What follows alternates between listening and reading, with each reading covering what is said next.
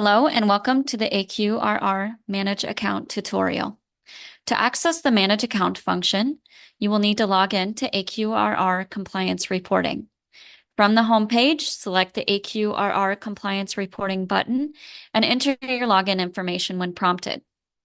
Once you've logged in, the Manage Account button is located in the top ribbon. The Manage Account function allows users to edit their EPA SCS password, security questions and answers, and contact information. The current password is required to change the password or the security questions. Once you've entered that new information, simply click Save Changes.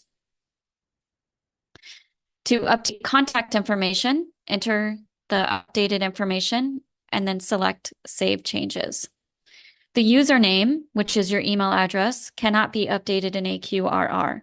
If your email address changes, you'll need to create an EPA SCS account using that email address.